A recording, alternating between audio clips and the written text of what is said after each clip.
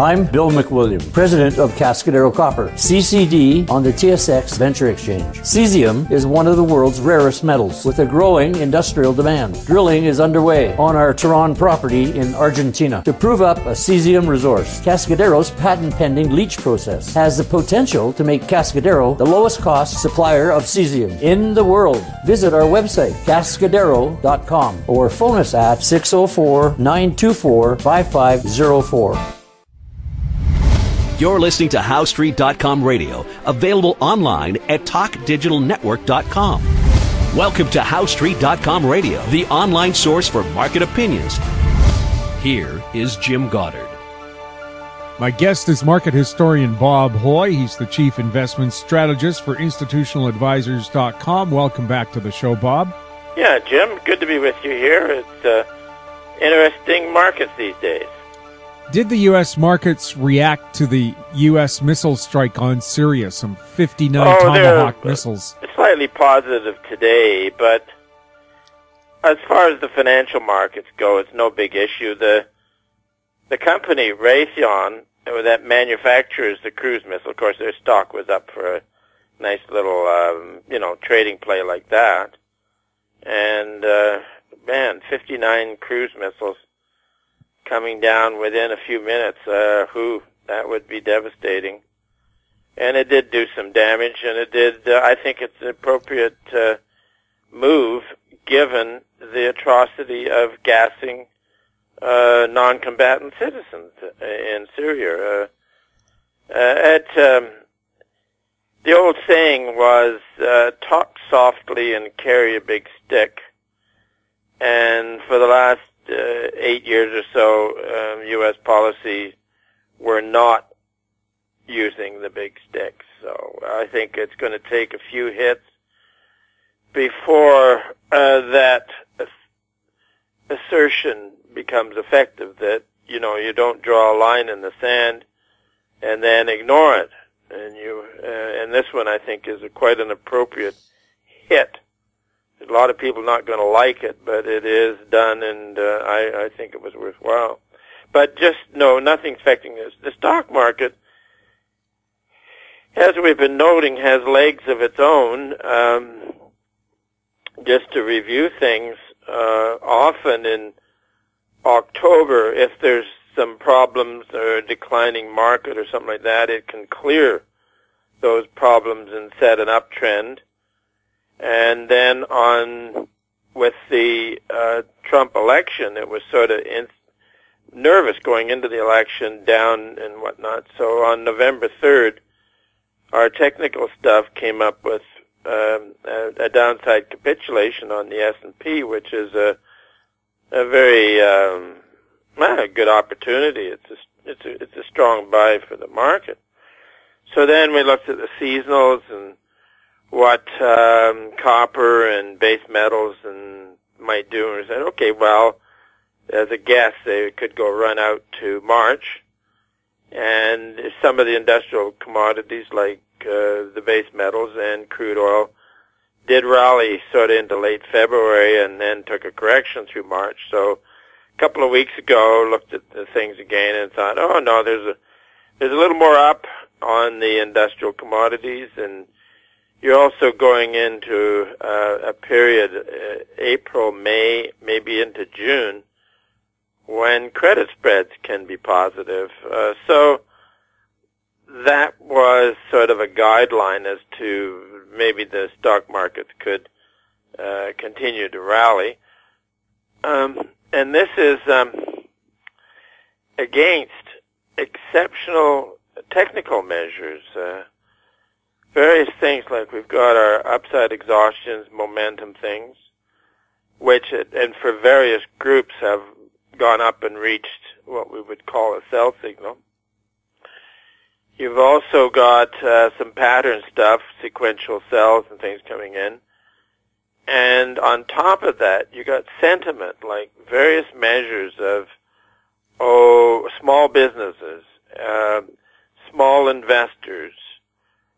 You're getting some of these things are up to levels unseen since the dot-com bubble, that blew out in March 2000. So it's sort of difficult to ride this because the technicals are so extreme.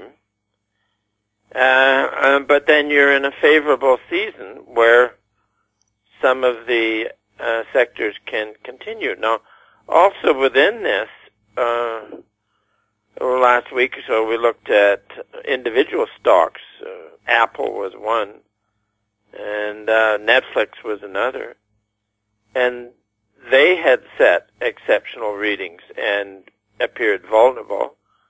And then this week, we looked at Amazon, and again, it is up there. It was generating upside exhaustion figures on the hourly, on the daily chart, the weekly chart, and the monthly calculation of it. So, hey, does it get any better? I don't think so. So the stock markets have been highly elevated, and what we were calling in November, the move, we were calling it rational exuberance. The exuberance was obvious, and the rational was that the U.S. had got rid of a very anti-business administration and was replacing it with what appeared to be a very pro-business administration, which is a positive for the longer term, but the administration, as pro-business as it is, and even with a majority in the House and the Senate, is still going to have difficulty getting through like major tax cuts and major declines in regulations because you have an impressive bureaucratic and political inertia. But then the left in the U.S. is fighting back so nasty, relentless, 24 hours a day, 7 days a week, that perhaps it's just as well that Trump is a seasoned street fighter. You know, the guy's a tough man with endless energy, so he may be the one to get through bureaucratic inertia. So that good. Of course, now this is all now in the marketplace. So rather than making decisions on whether the new administration is successful or having a bad week, one wants to look at, in the stock market, the dynamics which are very excessive, and look at the seasonals, which could be positive for a while yet. But keep in mind that at any instant, it could be an issue, a big company, a default, there could be something come and whack it. So anyways, then if you're looking at, we were looking for seasonal positive stuff out at this time of year, and we have excesses in a time when it can be seasonally positive. One then looks around and says, what usually happens in October? Well, guess what? If you have been in a very strong market in April, May, the chances are you will be in a very weak market come October. So, and when I think about it, all of the great financial bubbles, and the first one was the South Sea bubble in 1720. Now, as they occurred in England and Europe, they typically blew out in May or June, and then drifted around through the summer, and then ran into heavy liquidation in the fall, and then typically would clear the final problems in November of that year. So that is the South Sea bubble in 1720. The next big one was 1772, and then the next big one was 1825. The next big one was 1873, and then the next big one was 1929. And each of those did have their heavy liquidation in the fall of the year and the final problems cleared out in November. So who knows why you get these seasonals where things can be positive in April, May, and then disastrous in October, but it's built in the cake and has been there for a long time.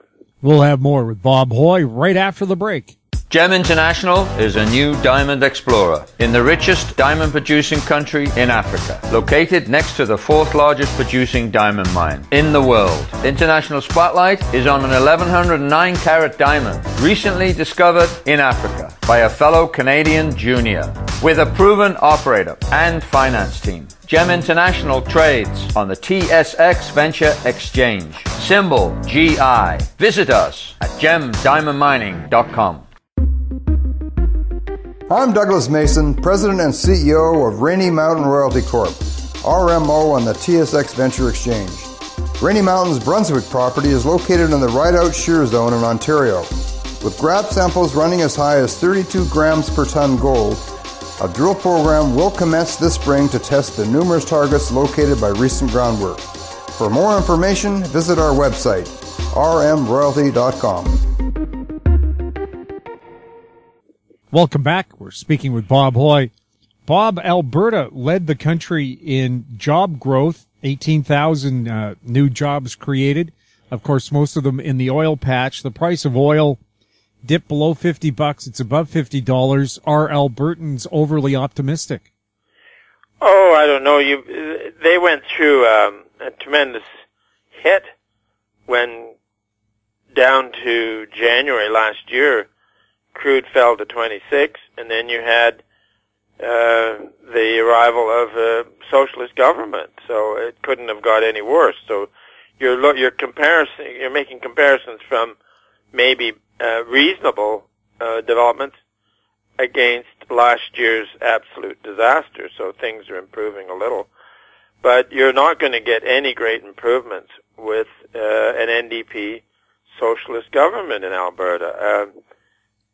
To use a simile, it's like you've got a couple of house cats and you let them into the living room. What are they going to do? Claw the furniture.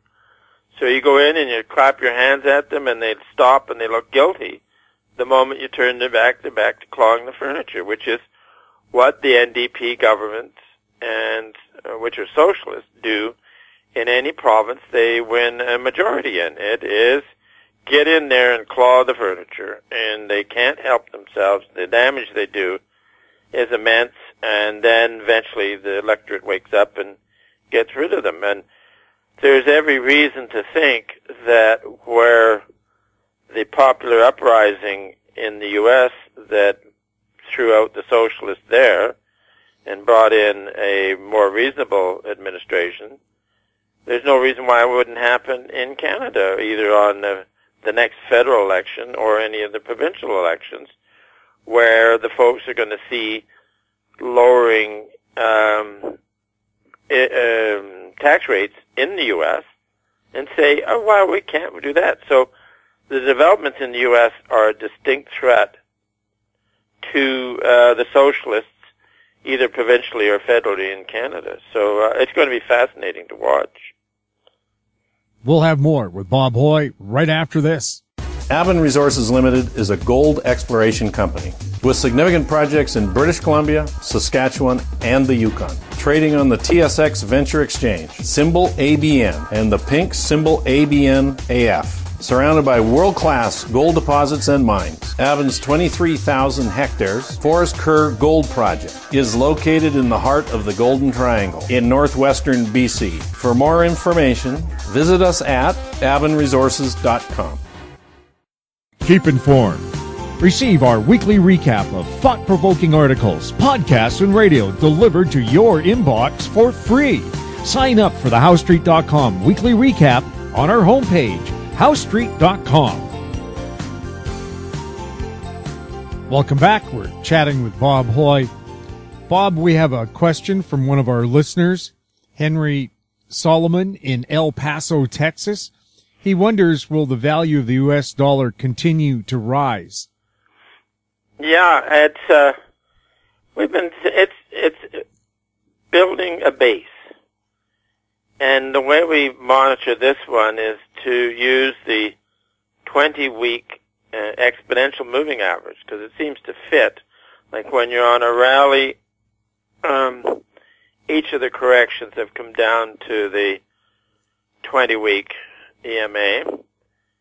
And then on a decline, oftentimes you have a long decline, and each of the attempts to rally will be turned down by the moving average.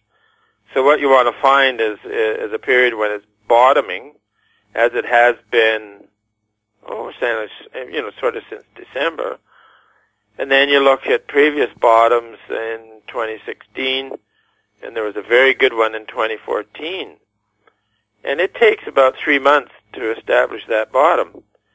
And then what happens is that the DX, the US dollar index, will trade above and below the exponential moving line as it flattens.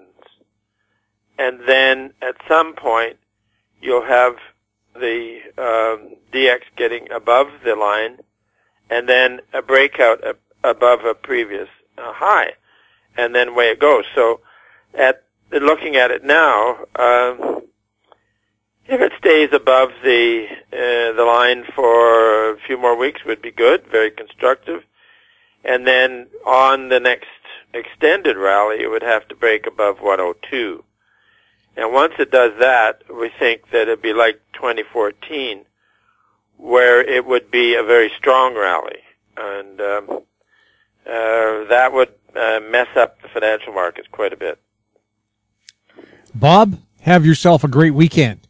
And you too, Jim. Always fun to talk, and we look forward to next week. My guest has been market historian Bob Hoye. He's the chief investment strategist for institutionaladvisors.com. You're listening to HowStreet.com radio. You can find us on Twitter at TalkDigitalNet. Our very popular YouTube channel is Talk Digital Network. You can forward questions for the show or for Bob to info@HowStreet.com. I'm Jim Goddard. Thanks for listening. Comments made on HowStreet.com radio are an expression of opinion only and should not be construed in any matter whatsoever as recommendations to buy or sell any financial instrument at any time. Available online at TalkDigitalNetwork.com. HowStreet.com radio is a production of HowStreet Media Incorporated.